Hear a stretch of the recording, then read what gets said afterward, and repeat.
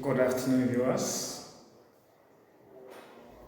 In our today's discussion, we'll be looking at operational definition of key terms because I discovered that providing a working definition by students has also been a big challenge. And when we talk of operational definition of key terms, we are simply referring to how a researcher should be able to provide a clear explanation or to clarify some of the words or key concepts as used in his or her study. In this context,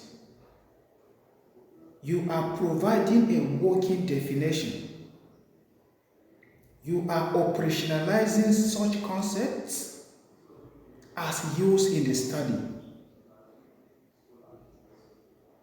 Here we are not interested in, scholarly definition of such concepts. No, we are not, interested in providing dictionary meaning of such words. Because by simply providing scholarly definition or dictionary meaning of such words, you are not operationalizing them. You are just providing a literal definition. You are just giving a literary definition of such words. And if such concepts are literary meaning of words or concepts, then you don't need them.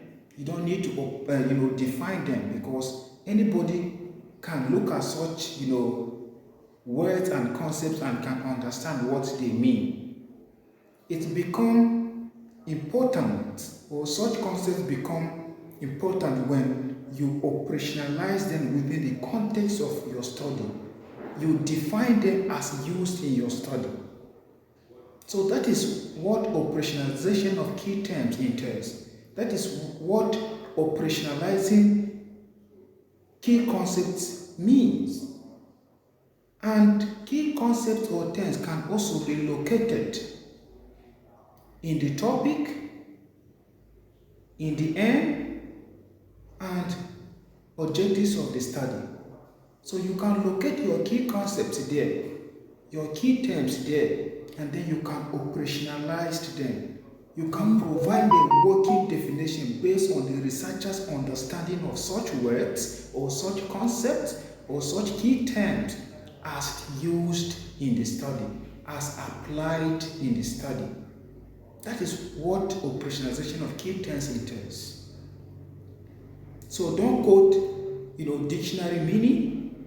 Don't quote scholarly, arguments or definition. We are interested how the researcher, operationalized those keywords.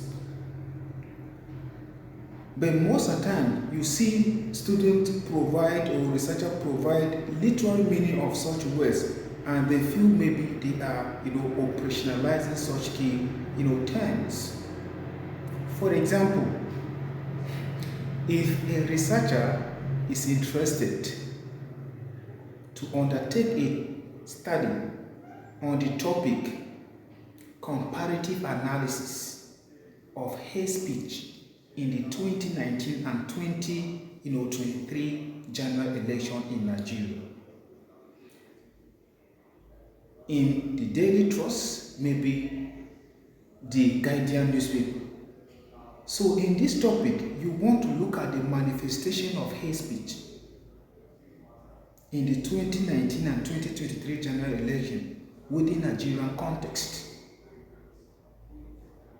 And you are using two newspapers, maybe Daily Trust and the Guardian newspaper. Now, what are the variables that the researcher may be interested to measure? Or what are the variables that may appear in the objectives of the study?